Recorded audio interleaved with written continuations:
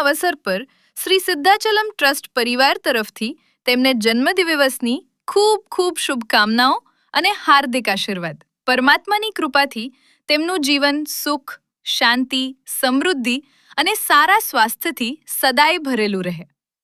દીપાંશુ, તમને જન્મદિવસની ખૂબ ખૂબ શુભકામનાઓ. જો આ વિડીયો તમને પસંદ આવ્યો હોય તો જરૂરથી લાઈક કરો, શેર કરો અને તમારા પરિવારજનો તથા મિત્રો સુધી પહોંચાડો.